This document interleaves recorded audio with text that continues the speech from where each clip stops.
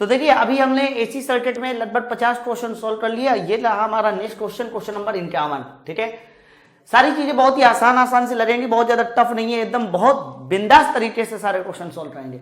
LCR circuit की बात की जा रही है और कौन सी कंडीशन बोली जा रही है? रेजोनेंसी कंडीशन बोली जा रही है, अनुनाद कंडीशन बोली जा रही है। तो मैं कई बार बता चुका हूं, रेजोनेंसी कंडीशन का मतलब होता है XL बराबर XC, और जब भी कभी XL बराबर XC होगा उस समय फाई कितना होगा? 0। लेकिन उन्होंने फाई नहीं पूछा, फिर से देखिए क्या पूछा है, सत्य गुणांक पूछा है। सत्य गुणांक मतलब क्रॉस फाई पूछा है। तो जल्दी बताइए, अगर फाई 0 है तो क्रॉस फाई कितना हो जाएगा? 1 हो जाएगा। तो करेक्ट आंसर हो जाएगा ऑप्शन नंबर ए। चेक कर लिया करिए, आपको फाई बोला जा रहा है कि क्रॉस फाई बोला जा रहा है ना? क्रॉस फाई मतलब सत्य गुणांक, पावर फैक्टर, और फाई मतलब फेज डिफरेंस, जिसे आप कह सकते हो कलांतर भी। चलिए नेक्स्ट क्वेश्चन की ओर बढ़ते हैं। अगला क्वेश्चन देखिए, क्वेश्चन नंबर 52। अच्छा, क्वेश्चन नंबर 52 बढ़िया क्वेश्चन है, थोड़ा ध्यान से समझेंगे क्वेश्चन नंबर 52 को, बहुत ध्यान से देखिएगा। एलसीआर सर्किट में एल बराबर लिखा हुआ है 8 हेनरी और सी बराबर लिखा हुआ है 0.5 माइक्रोफैरड। फिर बोला जा रहा है आर बराबर इतना है, श्रेणी क्रम में जुड़े हैं, प्रति सेकेंड अनुनादी आवृत्ति बताओ। आंसर को देखिए तो आंसर है 600 रेडियन पर सेकेंड, तो 600 हर्ट्ज भी है, 500 रेडियन पर सेकेंड है, 500 हर्ट्ज भी है। मतलब या तो ओमेगा निकालना है या तो फ्रीक्वेंसी एफ निकालना, जो भी मिल जाएगा वही सॉल्व हो जाएगा। ठीक है, तो पहले मैं ओमेगा निकाल लूं। लेकिन ओमेगा का जो फॉर्मूला होता है, अगर आपको पता हो तो ओमेगा का फॉर्मूला होता है 1/√LC। ठीक है, अब मुझे एल और सी को रखना है, तो बहुत ध्यान से देखना, बहुत कायदे के साथ देखना। मैं अलग से एल और सी लिख के दिखा देता हूं आपको। एल कितना बोला जा रहा है? एल बोला जा रहा है 8 हेनरी, सर एल है 8 हेनरी। एल के बाद सी कितना है? सर सी है 0.5 माइक्रोफैरड। तो भाई माइक्रोफैरड को कन्वर्ट करोगे ना फैरड में, तो कैसे कन्वर्ट होगा? 10⁻⁻6 लगाकर। तो अंडर रूट मुझे एलसी करना है, यानी एल और सी का मल्टीप्लाई करना है। तो 8 और 0.5, तो 8 गुणे अगर 0.5 करोगे तो 4 बचेगा, और 4 और साथ साथ कह सकते हो कि 4 नीचे है, ऊपर नहीं है, नीचे है, तो 1/√4 और 10⁻⁻6 हो जाएगा। अगर मैं अंडर रूट लू तो 4 का अंडर रूट 2 और 10⁻⁻6 का अंडर रूट 10⁻3। लेकिन जब -3 ऊपर जाएगा तो बना देगा +3, तो +3 का मतलब है कि ऊपर हो जाएगा 1000 और नीचे 4 का अंडर रूट 2, तो 1000/2 कितना होता है? सर 500 होता है। लेकिन ये तो मैंने ओमेगा निकालना ना, तो ओमेगा 500 आया, रेडियन पर सेकेंड आ गया, इसका मतलब मुझे आंसर मैच कर गया, 500 रेडियन पर second. Option number see the right answer, 500 radian पर सेकेंड।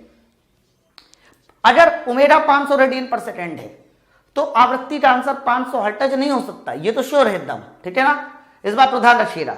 चलिए आगे बढ़ते हैं नेक्स्ट क्वेश्चन की ओर। अगला क्वेश्चन, क्वेश्चन नंबर 53। ध्यान से देखना, तुरंत सॉल्व हो जाएगा क्वेश्चन नंबर 53 भी, 53 भी। यदि किसी एसी सर्किट में एक कुंडली का प्रतिघात मतलब XL की बात हो रही है, XL की बात हो रही है, उसके प्रतिरोध का √3 गुना है। मतलब जो भी आपका कुंडली का प्रतिघात XL है वो रेजिस्टेंस R का √3 गुना है। कर दिया। फिर क्या बोला जा रहा है? लास्ट में देखिए बोला जा रहा है कलांतर। कलांतर मतलब फाई बताइए। तो फाई के याद करो फॉर्मूला क्या बताया गया था? तो tan फाई का फॉर्मूला बताया गया था XL और R के पदों में XL/R। तो किसी भी तरीके से XL/R निकालो। तो ऊपर वाले फॉर्मूले के अनुसार मैंने देखिए दिए गई कंडीशन के अनुसार कि प्रतिघात रेजिस्टेंस का √3 गुना है, तो मैंने कंडीशन बना ली कि XL बराबर √3 × R।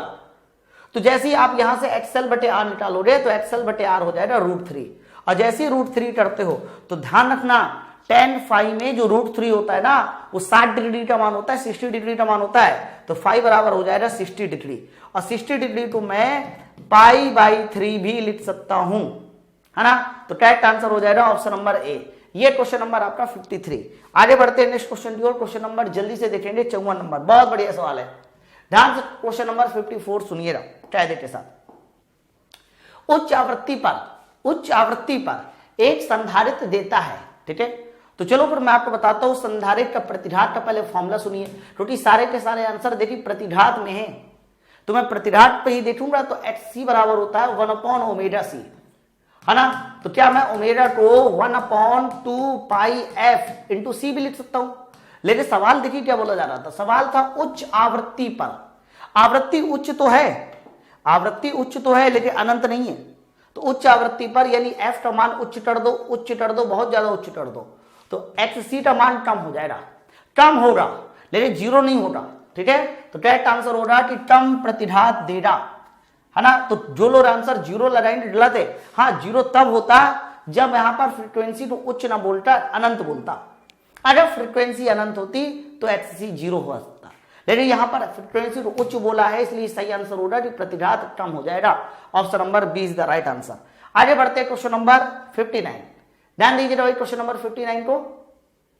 अगला क्वेश्चन देखिएगा, एक विद्युत सर्किट में धारा वोल्टेज से, बहुत ध्यान से सुनना, धारा वोल्टेज से π/2 कोण पश्चिमगामी है। लैंग्वेज को बड़ा ध्यान से सुनना, धारा पीछे है, धारा वोल्टेज से π/2 एंगल पश्चिमगामी, धारा पीछे है। तो आगे कौन हो गया सर? आगे हो गया वोल्टेज। जब भी कभी वोल्टेज आगे होता है धारा से, जब भी कभी वोल्टेज आगे होता है धारा से, और कितना एंगल आगे? π/2, हमेशा ध्यान रखना वो सर्किट होता है हमारा pure L circuit. Pure L circuit में वोल्टेज आगे होता है 90 डिग्री, और प्योर सी सर्किट में धारा आगे होती है 90 डिग्री, है ना। तो 90 डिग्री है तो कंफर्म एल और सी में आएगा। लेकिन सवाल था कि धारा आगे है कि वोल्टेज आगे है, तो आपका धारा पीछे है, वोल्टेज आगे है, तो करेक्ट आंसर हो जाएगा ऑप्शन नंबर बी। इस बात को ध्यान रखिएगा, इस बात को, ठीक है। चलिए आगे बढ़ते हैं नेक्स्ट क्वेश्चन की ओर। क्वेश्चन नंबर 56 नंबर देखिए भाई, क्वेश्चन नंबर 56 क्या है? एक कंप्लीट साइकिल के लिए प्रत्यावर्ती धारा का माध्यमान बताओ। तो मैं बता चुका हूं कंप्लीट साइकिल में जितना पॉजिटिव होता है उतना नेगेटिव, तो पॉजिटिव नेगेटिव आपका मिला के जीरो हो जाता है। तो ध्यान रखना, अगर बात कंप्लीट साइकिल की बोली जाएगी, पूर्ण चक्र की बोली जाएगी, तो पूर्ण चक्र में जो एवरेज मान होता है वो जीरो होता है। और यदि बात हाफ साइकिल की बोली जाएगी, आधे चक्र की बोली जाएगी, तो ध्यान रखना हाफ साइकिल के लिए जो एवरेज मान होता है वो होता है आपका I0 अपॉन π/2। ये हाफ साइकिल के लिए होता है, लेकिन कंप्लीट साइकिल के लिए पूछा जाए तो आंसर होगा ऑप्शन नंबर ए 0, ठीक है। दोनों बातें आप लोग को बताई जा चुकी है। आगे बढ़ते हैं क्वेश्चन नंबर 57 नंबर, देखिएगा बड़े ध्यान से क्या कहता है क्वेश्चन नंबर 57। आभासी धारा होती है, ये जो आभासी धारा है इसे वर्चुअल करंट भी कहते हो, ये एक्चुअली में RMS वैल्यू ही होती है। ध्यान रखना, आभासी धारा कहो या वर्गमाद मूल मान कहो एक ही बात है। और वर्गमाद मूल मान ध्यान रखना मैक्सिमम वैल्यू का √2 टाइम्स होता है, नीचे मैक्सिमम वैल्यू अपॉन √2 टाइम्स, ठीक है। तो जो आभासी धारा होगी यानी IRMS होगी वो I0 बटे √2 होगा। तो I0 बटे √2 का मतलब हो गया शिखर धारा बटे √2, तो शिखर धारा बटे √2, ठीक है। Correct answer option number C. आगे बढ़ते हैं नेक्स्ट क्वेश्चन की ओर, क्वेश्चन नंबर 58। अब देखा क्वेश्चन नंबर 58 कैसे लगेगा। प्रत्यावर्ती धारा मतलब बात AC करंट की हो रही है, में कौन सा प्रभाव प्रदर्शित करती है, मतलब जो AC करंट होती है वो कौन सा प्रभाव प्रदर्शित करती है। तो जो AC करंट होती है वो एक ही तरह का इफेक्ट आपको शो ऑफ करती है, और वो एक इफेक्ट है आपका मैग्नेटिक इफेक्ट। उसमें थोड़ी ना आएगा, हीट कहां से आएगी, रासायनिक भी नहीं आ सकता। तो करेक्ट आंसर हो जाएगा चुंबकीय धारा। रखना AC करंट हमेशा मैग्नेटिज्म का इफेक्ट शो करती है, चुंबकीय प्रभाव शो करती है। आगे बढ़ते हैं नेक्स्ट क्वेश्चन की ओर, क्वेश्चन नंबर 59। ध्यान से देखना भाई, क्वेश्चन नंबर 59 क्या है? प्रतिघात या इसको इंपीडेंस भी कहते हैं, थोड़ा इसकी इंग्लिश सुधार लीजिएगा, इंग्लिश में इसको बोला जाता है इंपीडेंस। तो प्रतिघात बोलिए या फिर इंपीडेंस बोलिए, आप लोग जो पढ़ा करते हो ना जेड, सर यही तो इंपीडेंस है। और प्रतिघात या इंपीडेंस जेड का जो मात्रक होता है वो उतना ही होता है जितना कि रेजिस्टेंस का होता है, अर्थात ओम। तो इंपीडेंस कहो या फिर प्रतिबाधा कहो, रेजिस्टेंस कहो, ये सब के सब का मात्रक ओम होता है, एक ही चीज होती है। आगे बढ़ते हैं नेक्स्ट क्वेश्चन की ओर, क्वेश्चन नंबर 60। अब देखिए क्वेश्चन नंबर 60 क्या बोलता है, क्या बोलता है? प्रत्यावर्ती धारा में अनुनाद आ गया, वेरी गुड, अनुनाद आ गया। तो जो अनुनाद की अवस्था होती है ना, अनुनाद की अवस्था में धारा और विद्युत वाहक बल के बीच कलांतर बता दो कितना होता है। तो अनुनाद की स्थिति मैंने बताया था, जो कलांतर होता है वो 0 डिग्री होता है।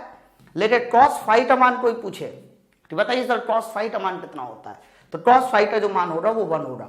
अब इन्होंने देखिए कलांतर पूछा है, कलांतर मतलब फाई का मान पूछा है, तो करेक्ट आंसर होगा 0 डिग्री।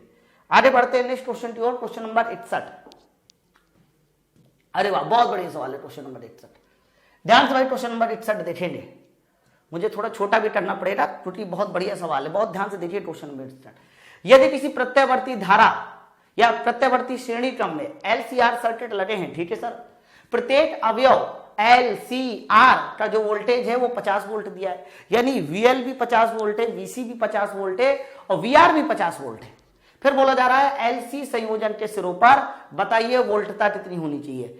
एल और सी के सिरों पर संयोजन पर वोल्टता बताइए कितनी होनी चाहिए। बहुत ध्यान से देखना। पहले मैं इसका डायग्राम बना दूं। अगर आपको डायग्राम याद हो एलसीआर का, तो एक्स एक्सिस में हमारा आया था वीआर, सर ये वीआर था। वाई एक्सिस में हमारा आया था वीसी या वीएल, कुछ भी ले लीजिए, वीएल लीजिए, और ये जो ऑरिजिन के नीचे वाला था ये सर वीसी था। लेकिन इस बार जो कंडीशन है वो तीनों वोल्टेज बराबर बोल दिया गया, 50-50 वोल्ट। लास्ट में कहा जा रहा है कि एलसी के सिरों पर बताइए वोल्टता कितनी होगी। तो जब भैया एल और सी के सिरों पर वोल्टता पूछी जा रही है तो एल और सी का ही रिजल्टेंट निकालो ना। तो एल का वोल्टेज भी 50 वोल्ट है, सी का वोल्टेज भी 50 वोल्ट है। तो बताइए अगर ये दोनों वोल्टेज का नेट रिजल्टेंट पूछा जाए वीएल और वीसी का, तो दोनों अपोजिट डायरेक्शन में, और अपोजिट डायरेक्शन में तो इनका जो नेट वोल्टेज हो जाएगा सर वो 0। आंसर हमारा सही हो जाएगा। बहुत बढ़िया सवाल है। क्यों 0 हुआ? क्योंकि वीएल ऊपर वीसी नीचे और दोनों बराबर है, तो वीएल माइनस वीसी या वीएल माइनस वीसी इसलिए क्योंकि डायरेक्शन अपोजिट है। रिजल्टेंट निकाला तो सर वो 0 आएगा। Option number D is the right answer. आगे बढ़ते हैं नेक्स्ट क्वेश्चन की ओर। क्वेश्चन नंबर 62 देखिए भाई, क्वेश्चन नंबर 62 क्या बोलता है? प्रत्यावर्ती धारा के शिखर मान, ठीक है सर, ऊपर शिखर मान रखा और नीचे कौन सी वैल्यू रखी? आरएमएस वैल्यू रखी। तो शिखर मान और आरएमएस वैल्यू का अनुपात पूछ रहा है। काफी आसान सा क्वेश्चन है। याद करो आपका जो शिखर मान होता है या आरएमएस वैल्यू क्या होती है? आरएमएस वैल्यू होती है शिखर मान बटे √2, और ये बटे √2 ऊपर पहुंच जाएगा, V0 से V0 कैंसिल आउट हो जाएगा, तो आंसर हो जाएगा √2। आंसर हो जाएगा √2। आगे बढ़ते हैं नेक्स्ट क्वेश्चन की ओर। क्वेश्चन नंबर 63 बढ़िया सवाल है। क्वेश्चन नंबर 63 भी जरा ध्यान दीजिएगा सब लोग। डीसी सर्किट क्लियर, डीसी की बात हो रही है, इस बात को ध्यान रखिए। डीसी के लिए किसी कुंडली का प्रतिरोध 5 ओम है, ठीक है सर। प्रत्यावर्ती धारा के लिए प्रतिरोध बता दो, यानी डीसी के लिए रेजिस्टेंस 5 ओम है और प्रत्यावर्ती धारा के लिए रेजिस्टेंस बता दो। तो मैं आपको कई बार बता चुका हूं, डीसी सर्किट की जब बात की जाएगी तो फ्रीक्वेंसी एफ होता है 0, और फ्रीक्वेंसी एफ 0 तो एक्सएल भी क्या हो जाएगा? 0। लेकिन जैसी ही बात एसी सर्किट की करोगे ना, तो एसी सर्किट में फ्रीक्वेंसी 0 नहीं होती, इसका मतलब एक्सएल भी आएगा। अब जब एक्सएल आएगा तो पता है जेड का फॉर्मूला क्या बन जाएगा? जेड का फॉर्मूला बन जाएगा √XL² प्लस R², है ना। तो यहां एक्सएल 0 नहीं है, एक्सएल है, तो जो भी जेड का मान आएगा वो रेजिस्टेंस आर के मान से ज्यादा आएगा, 5 ओम से ज्यादा आएगा। यानी ऑप्शन हो जाएगा बी की वैल्यू तुम्हारी बढ़ जाएगी। ये सवाल पीछे भी हो चुका था। एक्चुअली वो होता क्या है ना कि एक सवाल जो है ना अलग अलग तरीके से पूछा जाता है, इसलिए मैं अलग अलग तरीके से वो क्वेश्चन लाकर आपको समझाता हूं, ठीक है। चलिए अगला क्वेश्चन काफी बढ़िया क्वेश्चन है, ध्यान से देखिएगा। कैपेसिटर, इसमें आपसे गलती हो सकती है। शुद्ध संधारित्र में एसी परपथ में बताइए औसत शक्ति का मान क्या होना चाहिए। कुछ लोगों को कंफ्यूजन एक तो ए ऑप्शन में होगी, दूसरे आपका डी ऑप्शन में होगी, ठीक है। मैं आपको कंफ्यूजन क्लियर करता हूं, बहुत ध्यान से सुनना। अगर बात डीसी सर्किट की करते हैं, मतलब डीसी करंट की करते हैं, तो डीसी करंट में अगर ये एनर्जी पूछी जाती या पावर पूछा जाता तो आपका आंसर होता ½ CV²। लेकिन अगर यही बात एसी सर्किट के लिए पूछी जा रही है तो एसी सर्किट के लिए बताइए। तो एसी सर्किट के लिए जो पावर का फॉर्मूला होता है वो होता है VRMS, IRMS, और IRMS के बाद होता है आगे cos phi। और आपको पता है कि जब भी कभी शुद्ध संधारित्र की बात करोगे तो प्योर कैपेसिटर के लिए phi होता है 90, और यदि phi 90 तो पावर लॉस मेरा कितना हो जाएगा? 0 हो जाएगा, ठीक है।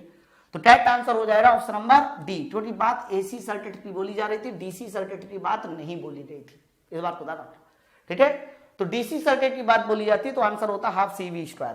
आगे बढ़ते क्वेश्चन नंबर 65 की ओर 65। ध्यान से पढ़िए और जल्दी जल्दी थोड़ा भाई आप लोग भी अटेम्प्ट कीजिए क्वेश्चन को। सारे क्वेश्चन मेरे भरोसे मत छोड़िए, लगभग 90 क्वेश्चन मैंने सिलेक्ट किए हैं, सारे एकदम A to Z अच्छी क्वालिटी क्वेश्चन जो कि ज्यादातर डिफेंस के एग्जामों में आए, वो सारे के सारे क्वेश्चन एक साथ लेके आया हो। किसी शुद्ध पेरिटी परपथ में, बात यहाँ प्योर एल सर्किट की हो रही है, बात यहाँ पर प्योर एल सर्किट की हो रही है।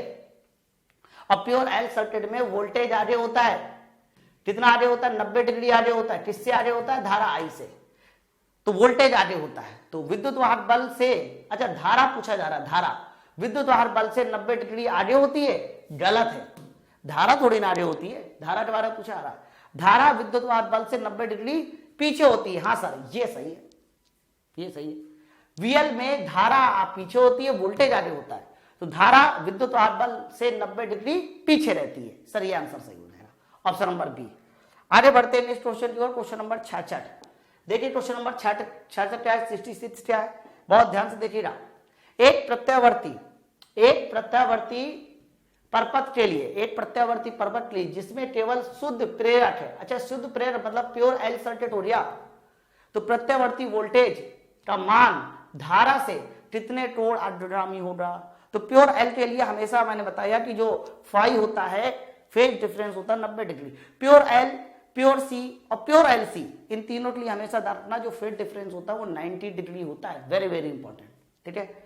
चलिए आगे बढ़ते हैं नेक्स्ट क्वेश्चन की ओर, क्वेश्चन नंबर 67। देखिए थोड़ा भाई नोट करते चलिएगा सब लोग, क्वेश्चन नहीं नोट करना, मैं आपको बता दूं हर क्वेश्चन की आपको पीडीएफ मिल जाएगी, क्वेश्चन नहीं नोट करना, क्वेश्चन सॉल्व करना है, स्पीड बढ़ानी है। किसी शुद्ध संधारित्र की धारिता 8 फैराड है। अच्छा सर, सी का मान दे दिया 8 फैराड दे दिया, और डीसी परपथ के लिए बताइए इसका प्रतिरोध कितना होना चाहिए। वेरी गुड, बहुत बढ़िया question.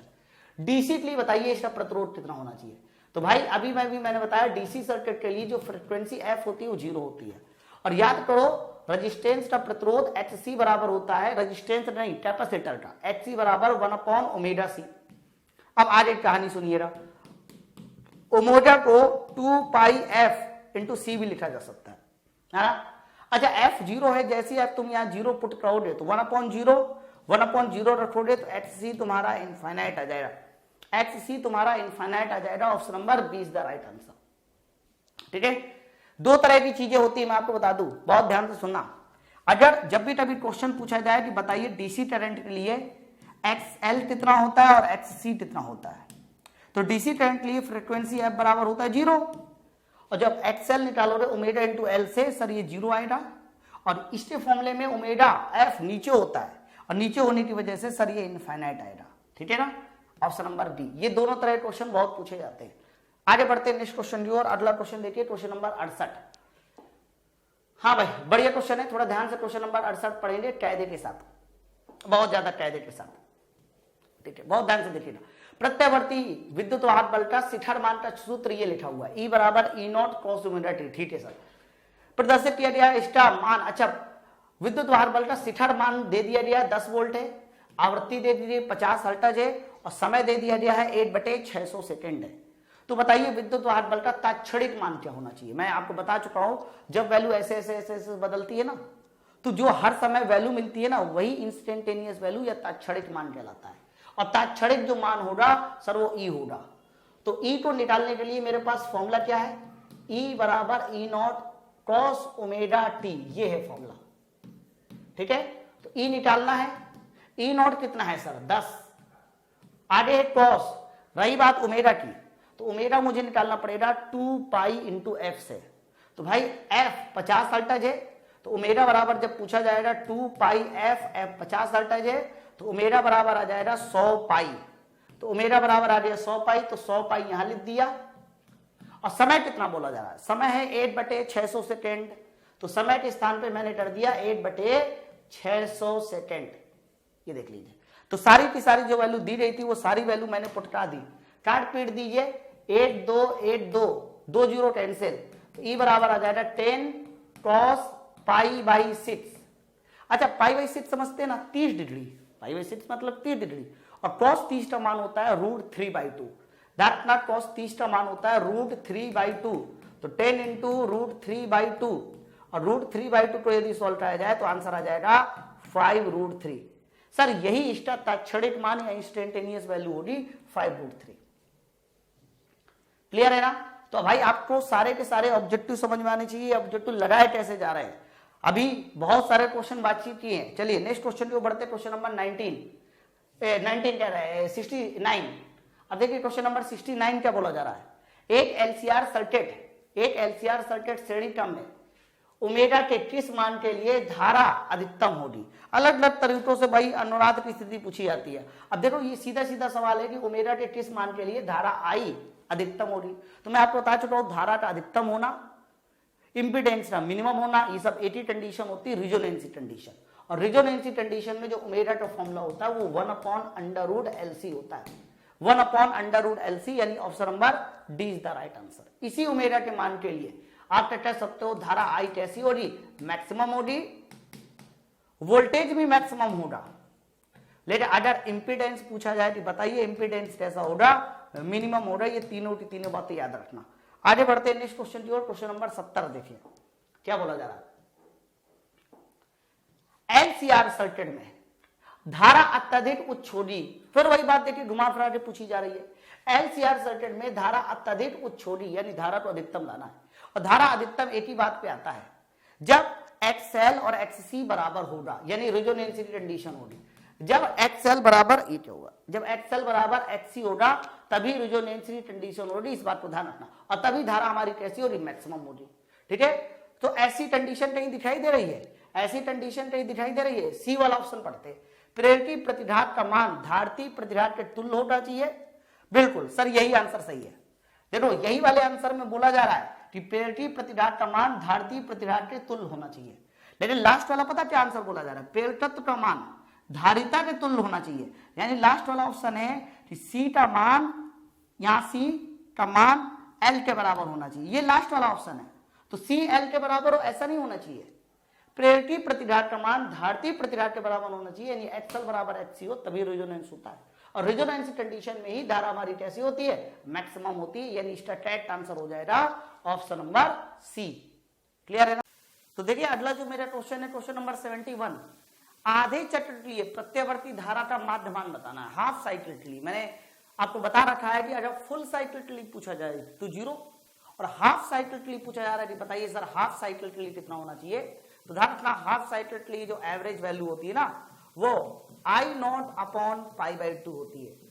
I not upon pi by 2। हालांकि अगर बाई 2 ऊपर जाएगा तो ये आंसर हो जाएगा 2 आई नॉट अपॉन पाई। ठीक, तो 2 आई नॉट अपॉन पाई, ये मेरा ऑप्शन नंबर बी होगी। ध्यान रखना इस बात को। आगे बढ़ते हैं नेक्स्ट क्वेश्चन की ओर। अगला क्वेश्चन देखिए, अगला क्वेश्चन क्वेश्चन नंबर 71 देखिए क्या बोला जा रहा है। यदि किसी परपथ में प्रत्यावर्ती विद्युत वाहक बल का शिखर का मान ई नॉट है। ठीक है सर, ये शिखर मान दे दिया। अब पूछा कौन से मान जा रहा है, देखिए वर्ड माध्य मूल मान। तो जो वर्ड माध्य मूल मान होता है वो ई नॉट अपॉन रूट 2 होता है। ई नॉट अपॉन रूट 2 होता है, तो करेक्ट आंसर हो जाएगा option number B, E naught upon root 2 शिखर मान। काफी आसान सा क्वेश्चन था। आगे बढ़ते हैं नेक्स्ट क्वेश्चन की ओर। Question number 73। हाँ भाई, ये क्वेश्चन थोड़ा बढ़िया है, ये क्वेश्चन थोड़ा बढ़िया, बहुत ध्यान से क्वेश्चन पढ़ेंगे। ये वाला क्वेश्चन नंबर 73। ठीक है, क्वेश्चन देखिए क्या बोला जा रहा है, मैं पढ़ देता हूं आपको। यदि किसी एलसीआर के लिए आर का मान इतना दे दिया, एल का मान इतना दे दिया, सी का मान उतना दे दिया। अब बोला जा रहा है कि परपथ की प्रतिबाधा कितनी आवृत्ति के लिए न्यूनतम होगी। साफ साफ देखिए बोला जा रहा है परपथ की प्रतिबाधा कितनी आवृत्ति के लिए न्यूनतम होगी, यानी प्रतिबाधा इंपीडेंस न्यूनतम लाना है। और इंपीडेंस यदि न्यूनतम लाना है तो मुझे रेजोनेंस कंडीशन लगानी पड़ेगी। रेजोनेंस कंडीशन के लिए आवृत्ति का फॉर्मूला होता है 1/2 पाई अंडर रूट, नीचे होता है अंडर रूट एल इंटू सी। ठीक है, तो मैं अलग से एल इंटू सी निकाल के दिखा देता हूं कि अलग से एल इंटू सी क्या है, ताकि मैं डायरेक्ट रख सकूं। एल इंटू सी, एल कितना है सर, एल है 1 मिली हेनरी, तो 1 मिली हेनरी को 1 इंटू 10⁻³ कर देना है ना। और सी का मान देखा जाए तो 0.1 माइक्रोफैराड है। देखो भाई 0.1 माइक्रोफैराड है, तो मैं इसको 0.1 और माइक्रोफैराड को 10⁻⁻6 लिख सकता हूं। अगर मैं थोड़ा सा और सही ढंग से लिखूं तो 6 3 9 और 10⁻8 0.1 में है, तो ये पूरा पूरा 10⁻5 आ जाएगा, सॉरी 10⁻10 आ जाएगा, 10⁻10 आ जाएगा। तो L इंटू सी का मल्टीप्लाई ध्यान रखना 10⁻10 होता है, इस बात को ध्यान रखिएगा। चलिए फिर 10⁻10 यहाँ पुट का देते हैं। तो जैसे ही 10⁻10 यहाँ पुट कराएंगे तो बहुत ध्यान से देखना सर, L इंटू सी का मान 10⁻10। अच्छा 10⁻10 यदि पुट कराओगे तो मैं कह सकता हूं कि इसका अंडर रूट हो जाएगा 10⁻5, 10⁻5। लेकिन जैसे ही 10⁻5 ऊपर जाएगा तो +5 हो जाएगा, यानी आंसर आ जाएगा 10⁵ और बटे 2 पाई, और इतना आंसर होगा हर्ट्ज में।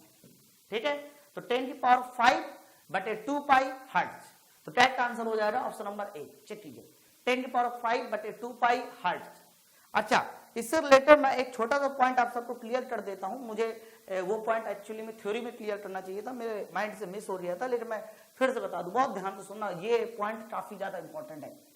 देखो अभी मैंने आपको बताया कि आवृत्ति n का फॉर्मूला होता है 1/2 pi under root L into C होता है। अच्छा मैं आपसे पूछूं कि आवृत्ति n का मात्रक क्या होता है, यूनिट क्या होती है, तो आवृत्ति एन का जो मात्रक होता है वो होता है हर्ट्ज। हर्ट्ज को 1/सेकेंड भी कह सकते हो, यानी इसका जो मात्रक आना चाहिए इस फॉर्मूले का, इस पूरे फॉर्मूले का जो यूनिट आना चाहिए वो 1/सेकेंड आना चाहिए। अब 1/सेकेंड तब आएगा, 1/सेकेंड तब आएगा सर जब ये जो L इंटू सी है ना गुणनफल, भाई उसका अंडर रूट है, तो कन्फर्म L इंटू सी का जो मात्रक होना चाहिए वो हमारा सेकेंड स्क्वायर के बराबर होना चाहिए। L इंटू सी का मात्रक सेकेंड स्क्वायर के बराबर होना चाहिए, तभी तो देखो सेकेंड का अंडर रूट सेकेंड, लेकिन नीचे है तो 1/सेकेंड।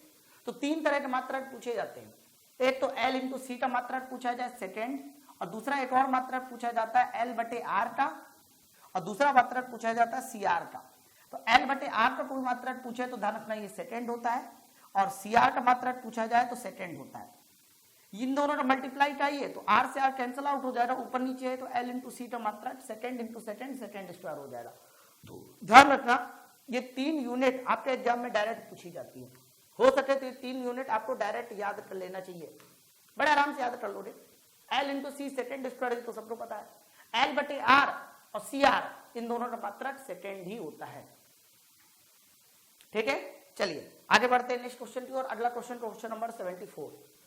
अब देखिए क्वेश्चन नंबर 74 क्या बोलता है, एक प्रत्यावर्ती धारा का समीकरण इतना दिया गया है, वेरी गुड, ओमेगा वहां है, वर्ग माध्य मूल मान बताओ। तो मैंने आपको बताया था इस तरह के सवालों में हमेशा क्या करते हैं, मैं मैक्सिमम वैल्यू बताता हूं। मैक्सिमम वैल्यू निकालने का बड़ा आसान सा तरीका होता है, आई नॉट निकालने का बड़ा आसान सा तरीका होता है, रूट में कॉस ओमेगा टी का जो गुणांक है, मतलब I1 का square plus sine omega T का जो गुणांक है I2 का स्क्वायर। सर ये मैक्सिमम मान होगा, लेकिन मैक्सिमम मान में भाई मुझे कौन सा मान चाहिए, मुझे तो वर्ग माध्य मूल मान चाहिए। तो वर्ग माध्य मूल मान निकालने के लिए मुझे मैक्सिमम मान में √2 का डिवाइड कराना पड़ेगा। तो √2 का डिवाइड भी हो और साथ साथ ऊपर वाला मैक्सिमम मान भी हो, तो ऐसा केवल एक ही आंसर है, ऑप्शन नंबर ए। ये देखिए 2 का डिवाइड है, 2 का डिवाइड है, गलत हो गया। √2 का डिवाइड है लेकिन I1 प्लस I2 है, under root I1 square plus I2 square नहीं है, तो सर ये भी गलत हो गया, ऑप्शन नंबर ए। आगे बढ़ते हैं नेक्स्ट क्वेश्चन की ओर। अगला क्वेश्चन देखिए, क्वेश्चन नंबर 75 क्या कहता है। क्वेश्चन नंबर 75 ध्यान से देखिएगा, एक प्रत्यावर्ती धारा का समीकरण इतना दिया जा रहा है, ठीक है सर, बताइए इसका वर्ग माध्य मूल मान कितना होना चाहिए। मैं आपको कई बार बता चुका हूं, जो आगे लिखा हुआ करे ना, ध्यान रखना वो I0 होता है, अधिकतम मान होता है ना, लेकिन साइन ओमेगा टी होना चाहिए अंदर, ये भी ध्यान रखना। और मुझे IRMS चाहिए, वर्ग माध्य मूल मान चाहिए, तो वर्ग माध्य मूल मान हो जाएगा 60/√2, 60/√2। लेकिन 60/√2 ऑप्शन में नहीं है, तो ऑप्शन में 30√2 भी है, तो मैं 30√2 आंसर लगा सकता हूं, यानी option number B is the right answer. 60/√2 को 30√2 भी लिखा जा सकता है। चलिए नेक्स्ट क्वेश्चन जो पढ़ते हैं, क्वेश्चन नंबर 76, ध्यान दीजिएगा क्या है। एक प्रत्यावर्ती धारा का समीकरण I बराबर इतना बोला जा रहा है, ठीक है सर, वैसे ही सवाल है, लेकिन इस बार इन्होंने बोला है आवृत्ति का वर्ग माध्य मूल मान, मतलब मुझे आवृत्ति चाहिए, फ्रीक्वेंसी चाहिए, कोई दिक्कत नहीं, तो इसकी जो कंपेरिजन है वो इससे कहा दो, I बराबर I0 साइन ओमेगा टी से कंपेरिजन कहा दीजिए। तो I0 पिछले वाले सवाल में निकाला गया था, इस बार देखिए ओमेगा बराबर कंपेरिजन करा लीजिए तो 100 पाई आ जाएगा, लेकिन उन्होंने ओमेगा नहीं पूछा, मुझे आवृत्ति पूछिए, बताइए आवृत्ति का वर्ग माध्य मूल मान कितना होना चाहिए। तो बताइए आवृत्ति का वर्ग माध्य मूल मान निकालना है, तो इसको मैंने 2πf किया बराबर 100 पाई किया, तो पाई से पाई उड़ जाएगा, कट जाएगा, मर जाएगा, और f की वैल्यू निकाली जाए तो 2 से 100 को कैंसिल कर दीजिए, 50 हर्ट्ज, 50 हर्ट्ज। तो option number C is the right answer. आगे बढ़ते हैं नेक्स्ट क्वेश्चन की ओर। अगला क्वेश्चन देखेंगे, क्वेश्चन नंबर 77। अरे वाह, बढ़िया क्वेश्चन है, 77। ध्यान से देखना भाई सब लोग, एक कुंडली का जो प्रेरण प्रतिघात है, मतलब इंडक्टिव इंपीडेंस, सर वो आपका 8000 ओम है, ठीक है सर, 8000 ओम है। यदि इसका प्रेरकत्व मतलब L को डबल कर दिया जा रहा है, L को डबल कर दिया जाए, तो बताइए प्रेरण प्रतिघात कितना हो जाएगा। तो याद करो XL बराबर होता है ओमेगा इंटू L। अगर तुमने L को डबल किया, केवल L को डबल किया, तो XL भी तो डबल हो जाएगा, क्योंकि 8 पावर है दोनों में, है ना। तो अगर तुमने प्रेरकत्व को डबल किया है तो आपका रेजिस्टेंस यानी XL भी डबल हो जाएगा, तो 8000 का आंसर हो जाएगा 2000 ओम, डबल का दिया। तो देखिए अगला जो हमारा क्वेश्चन है क्वेश्चन नंबर 78 क्या कहता है, बहुत बढ़िया क्वेश्चन है, थोड़ा ध्यान से समझेंगे वाले क्वेश्चन को, ठीक है। ऐसे क्वेश्चन मैंने आपको बहुत सारे सॉल्व कराए हैं, फिर से देखिएगा, बड़े प्यार से सॉल्व करेंगे। क्वेश्चन क्या बोला जा रहा है, एक 5 माइक्रोफैराड का संधारित्र है, ठीक है सर, रेजिस्टेंस भी दे दिया गया है और कितने का रेजिस्टेंस है, इतना प्रतिघात मतलब 0.001 ओम प्रतिघात है उसका, यानी ये XC का मान दे दिया इन्होंने और ये जो मान दे दिया ये मुझे C का मान दे दिया, ये दोनों बातें दे दी गई और फिर बोला जा रहा है कि बताइए आवृत्ति कितनी होनी चाहिए, फ्रीक्वेंसी कितनी होनी चाहिए, ठीक है। तो बड़े आराम से सवाल सॉल्व हो जाएगा, मैं आपको बताऊं कैसे। मुझे फॉर्मूला लगाना है XC बराबर 1/ωc, ये फॉर्मूला इस्तेमाल करना है। XC कितना है तो कहोगे 0.001 ओम, 0.001 ओम बराबर 1/ω। अगर मैं बात C की करता हूं कि सर बताइए C कितना है, तो C है 5 माइक्रोफैराड। अगर मैं 5 माइक्रोफैराड को धन से लिखूं तो 5 गुणे 10⁻⁻6 फैराड भी लिखा जा सकता है। बोलो भाई बात सब क्लियर है ना। तो बहुत ध्यान से देखना मैं जो बात बता रहा हूं, ये 10⁻6 ऊपर जाएगा, ये 10⁻³ है तो 10⁻6 10⁻³ 10⁻⁹, तो कन्फर्म 1/ω आ जाएगा 10⁻⁹। लेकिन अगर मैं ओमेगा का मान पूछूं कि बताइए ओमेगा का मान कितना होगा तो 10⁻+9।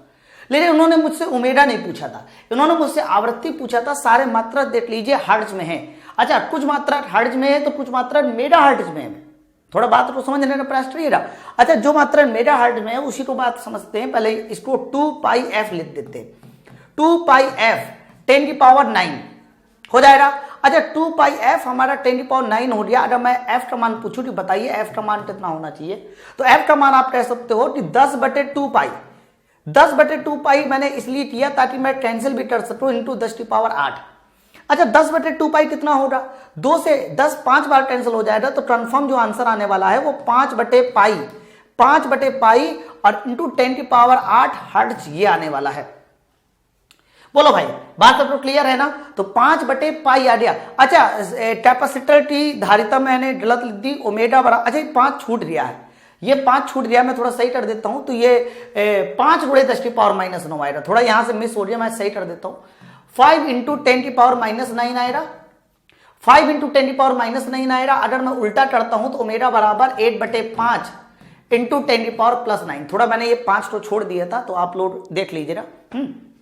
चलिए तो ओमेगा बराबर अगर मैं 2πf लिखूं, यहां पर 2πf लिखूं बराबर 10 उधार ले लेते हैं तो 10/5 हमारा 2 हो जाएगा और इंटू 10⁸ हो जाएगा, तो 2 से 2 मेरा कैंसिल आउट हो जाएगा, 2 से 2 मेरा कैंसिल आउट हो जाएगा, तो फ्रीक्वेंसी f का मान आ जाएगा 10⁸/π हर्ट्ज। ये आंसर सही है, ठीक है, मैंने वो पाई छोड़ दिया था, आप सही कर लीजिएगा। तो 10⁸/π हर्ट्ज है, तो नीचे पाई आना चाहिए, इसका मतलब ये आंसर सही नहीं हो सकता, ये नहीं आंसर सही हो सकता, या तो बी वाला आंसर सही हो रहा है या तो ए वाला सही हो रहा। अब थोड़ा सोचिए, मेगा का मतलब होता है 10⁻6 लगाना, तो जब 10⁻6 लगाओगे गुणे 100 है तो 10⁻6 गुणे 100 तभी तो 10⁸ होगा, तो इसका मतलब सही उत्तर मेरा ये होगा, ये उत्तर गलत होगा। क्यों गलत होगा, क्योंकि जब 10⁻6 लगाओगे और 10⁻3 पहले से 10⁻9 बना देगा, तो 9 तो नहीं आ रहा आंसर में, आंसर में 10⁸ आ रहा है, इसका मतलब मेरा सही उत्तर ऑप्शन नंबर ए होगा। बोलो भाई क्लियर है ना। बहुत बढ़िया सवाल था, कई बार आज भी चुका है। अगले क्वेश्चन की ओर बढ़ते हैं। अगला क्वेश्चन देखिए, क्वेश्चन नंबर 79 क्या कहता है, श्रेणी क्रम में जुड़े 10 ओम के प्रतिरोध और 10 ओम की कुंडली, मतलब रेजिस्टेंस भी 10 ओम दे दिया गया है और 10 ओम का कॉइल भी दे दिया गया है। इसमें कौन सी धारा प्रवाहित होती है, डीसी करंट फ्लो होती है। तो बताइए परपथ की प्रतिबाधा बताइए, जेड बताइए कितना होना चाहिए। तो मैंने आपको कई बार बताया, फिर से सुन लीजिए, जब भी कभी बात डीसी करंट की करेंगे, डीसी की, तो डीसी में फ्रीक्वेंसी एफ होती है 0, भाई डीसी तो कांस्टेंट होती है और कांस्टेंट होती है, इसका मतलब फ्रीक्वेंसी एफ 0, और फ्रीक्वेंसी एफ 0 तो इसका जो एक्सएल आएगा वो 0 आएगा।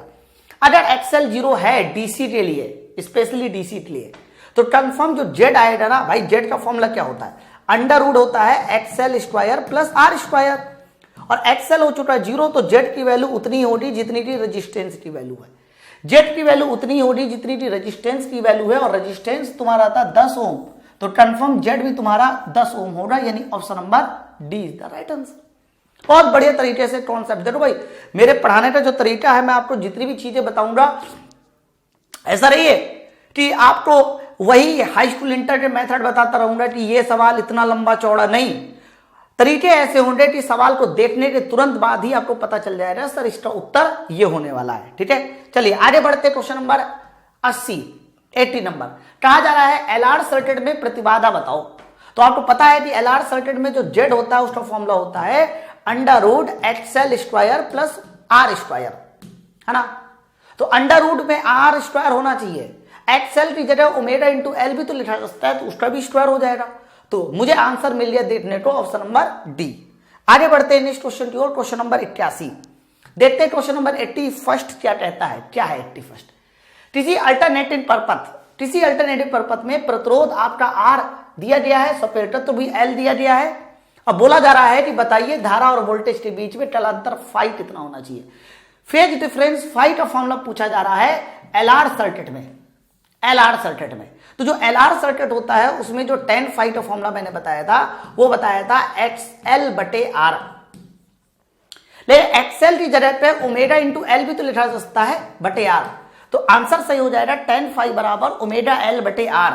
तो tan फाई बराबर ओमेगा एल बटे R, option number C is the right answer. tan phi बराबर ओमेगा एल बटे आर। ठीक है, चलिए आ जाइए जल्दी से नेक्स्ट क्वेश्चन की ओर। क्वेश्चन नंबर 82 देखते हैं। क्वेश्चन नंबर 82 क्या कहता है एलआर परपथ में, एलआर परपथ में शक्ति गुणांक बताओ कितना होगा एलआर परपथ में। तो भाई साहब अगर बात एलआर सर्किट की है और एलआर सर्किट के लिए मुझे cos फाई बताना है कितना होना चाहिए।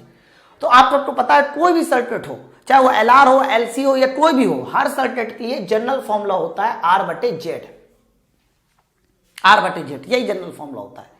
लेकिन आर होना चाहिए उसमें, ये ध्यान रखना। जैसे कि एलआर हो, आरसी हो, एलसीआर हो, यही फॉर्मूला इस्तेमाल होगा। अच्छा जेड की जगह पे, जेड की जगह पे क्या हो सकता है सर, जेड की जगह पे हो जाएगा रूट में आर स्क्वायर और प्लस एक्सएल स्क्वायर।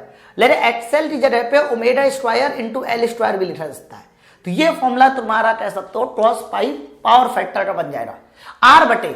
अच्छा देखिए अब यहां पर इन्होंने थोड़ा सा कंफ्यूजन किया है, मैं आपको बता दूं कुछ चीजें सही कर लीजिएगा, ऑप्शन नंबर सी सही कर लीजिए लेकिन सुधार कर लीजिएगा। ये जो अंडर रूट है ना, ये अंडर रूट केवल नीचे वाले में होगा या फिर आप ऊपर आर स्क्वायर कर लीजिए। ठीक है, तो आप मैं इसको सुधार कर देता हूं, ये थोड़ा टाइपराइटर की मिस प्रिंट हो गया। अंडर रूट आर स्क्वायर होना चाहिए, अंडर रूट आर स्क्वायर करोगे तो ऊपर ऑटोमेटिक आर आ जाएगा, नीचे R square plus omega square L square, है ना। Option number C. आगे बढ़ते हैं नेक्स्ट क्वेश्चन की ओर। क्वेश्चन नंबर 83 देखिए क्वेश्चन नंबर 83 क्या बोलता है यदि प्रत्ययवर्ती धारा और विद्युत वाहक बल के बीच फाई कोण है, ठीक है सर, कालांतर है, तो बताइए शक्ति गुणांक कितना होगा। पावर फैक्टर की बात की जा रही है, तो मैंने कई बार बताया है पावर फैक्टर हमेशा cos फाई होता है और cos फाई को निकालने का फॉर्मूला होता है आर बटे जेड। हमेशा ध्यान रखना पावर फैक्टर cos फाई बराबर आर बटे जेड होता है। ठीक है, तो cos फाई मेरा पावर फैक्टर होगा, option number D is the right answer. आगे बढ़ते हैं नेक्स्ट क्वेश्चन की ओर। अगला क्वेश्चन देखते हैं क्वेश्चन नंबर 84 क्या कहता है। क्वेश्चन नंबर 84 बहुत ध्यान से देखना, क्वेश्चन नंबर 84 में। ठीक है, किसी एसी सर्किट में श्रेणी क्रम में जुड़े प्रेरकत्व, ठीक है सर, एल जुड़ा हुआ है श्रेणी क्रम में, देख लीजिए श्रेणी क्रम में एल जुड़ा हुआ है और आर जुड़ा हुआ है कि सिरों पर जो वोल्टेज है वो 16 और 20 वोल्ट है। ठीक है सर, तो बताइए कुल विभवांतर कितना होगा। तो याद करो एलआर सर्किट में जो नेट वोल्टेज होता है उसका फॉर्मूला होता है दोनों अलग अलग वोल्टेज, मतलब VL square plus VR square को उठा के जोड़ दो, आंसर आ जाएगा, है ना। अच्छा बताइए वीएल कितना है सर, वीएल है आपका 16 और 20, तो 16 का स्क्वायर 256, 20 का स्क्वायर 400, यानी जो भी मेरा उत्तर आने वाला है वो अंडर रूट में 656 आने वाला है, अंडर रूट में 656 आने वाला है। तो भाई अगर ये अंडर रूट में 625 आता तो आंसर 25 होता, लेकिन आंसर 625 नहीं 656 नहीं, यानी आंसर 25 से थोड़ा ही ज्यादा होगा, इसी वजह से आंसर 25.6। 20 नहीं हो सकता, 31 नहीं हो सकता, बहुत ज्यादा हो जाएगा, ये भी नहीं हो सकता, ये तो काफी ज्यादा हो जाएगा। तो 25.6 क्योंकि 625 से थोड़ा ही ज्यादा है ना, और 625 होता 25 का अंडर रूट। चलिए आगे बढ़ते हैं नेक्स्ट क्वेश्चन की ओर। क्वेश्चन नंबर 85 देखिए क्या है, 85। ध्यान से भाई देखिएगा क्वेश्चन नंबर 85 क्या है। एलसीआर सर्किट में तीनों वोल्टेज दे दिए गए। अच्छा तीनों वोल्टेज नहीं, ये वाला वोल्टेज इन्होंने मिस कर दिया, मैं लिख देता हूं। ये वाले वोल्टेज को आप मान लीजिए 30 वोल्ट, वीएल को इन्होंने मिस कर दिया है, तो वीएल को आप 30 वोल्ट मान लीजिए, 30 वोल्ट। तो वीएल को मैंने 30 वोल्ट बना दिया, तो बोला जा रहा है कि बताइए परपथ में प्रयुक्त वोल्टता कितनी होनी चाहिए। ठीक है, तो ये मिस था, मैंने अपनी तरफ से सही किया। तो परपथ में प्रयुक्त वोल्टता पूछी जाए यानी V पूछा जाए तो V का फॉर्मूला याद करो, बताया गया था VL माइनस VC का होल स्क्वायर और प्लस VR स्क्वायर, ये होगा V बराबर। अब क्या है VL माइनस VC यानी VL में से VC घटाओ या VC में से VL घटाओ, तो 60 में से तुम्हें घटाना पड़ेगा 30, तो 30 यहां 30 का स्क्वायर प्लस VR स्क्वायर, तो VR कितना है सर 40 वोल्ट है, तो 40 का स्क्वायर। अब पूरी दुनिया जानती है कि 40 का स्क्वायर प्लस 30 का स्क्वायर 50 के स्क्वायर के बराबर होता है, और अंडर रूट भी लेना है तो इसका मतलब हो गया कि आंसर आ जाएगा 50 वोल्ट। तो नेट वोल्टेज आपका 50 वोल्ट आने वाला है। ठीक है, चलिए आगे बढ़ते हैं नेक्स्ट क्वेश्चन की ओर। अगला क्वेश्चन, क्वेश्चन नंबर 86 देखते हैं। क्वेश्चन नंबर 86 क्या बोलता है, LCR परपथ में महत्तम धारा के लिए, मैंने कई बार बताया है धारा को अधिकतम लाने के लिए, धारा को मैक्सिमम लाने के लिए मुझे XL बराबर XC करना पड़ता है, जो कि रेजोनेंसी कंडीशन है।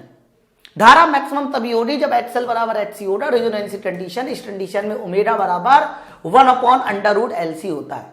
अच्छा, ओमेगा बराबर 1/√LC किसी भी ऑप्शन में नहीं है, लेकिन यदि मैं इसका स्क्वायर करा दूं तो ऑप्शन नंबर बी मिल जाएगा। अगर मैं इसका स्क्वायर करा दूं तो ओमेगा स्क्वायर बराबर 1/LC, जो कि ऑप्शन नंबर बी है। तो इस क्वेश्चन का correct answer option number B. आगे बढ़ते हैं नेक्स्ट क्वेश्चन की ओर। क्वेश्चन नंबर 87 देखते हैं क्वेश्चन नंबर 86 क्या कहता है। किसी प्रत्यावर्ती धारा के लिए, परपथ के लिए, अच्छा इन्होंने रेजिस्टेंस R दे दिया, L दे दिया और वोल्टेज V0 भी दे दिया है, ओमेगा भी दे दिया, और फिर क्या बोला जा रहा है कि अनुनाद की स्थिति में परपथ में प्रवाहित धारा का मान बताओ।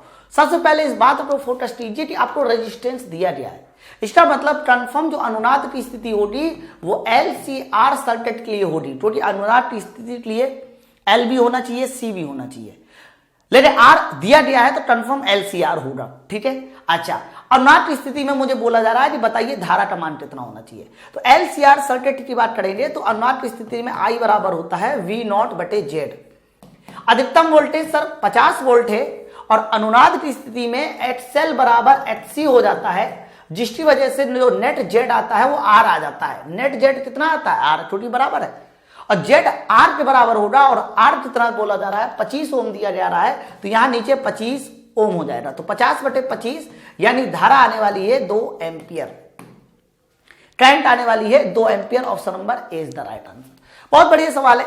अगर आपको ये नहीं समझ में आता कि अनुनाद की स्थिति में Z R के बराबर हो जाता है तो आप नहीं लगा पाओगे, और क्यों R के बराबर हो जाता है, तो क्योंकि Z का फॉर्मूला होता क्या है सर, Z का फॉर्मूला होता है XL माइनस XC का whole square plus R square, और रेजोनेंसी कंडीशन में भाई XL और XC बराबर हो जाते हैं, जिसकी वजह से Z की वैल्यू R के बराबर हो जाती है।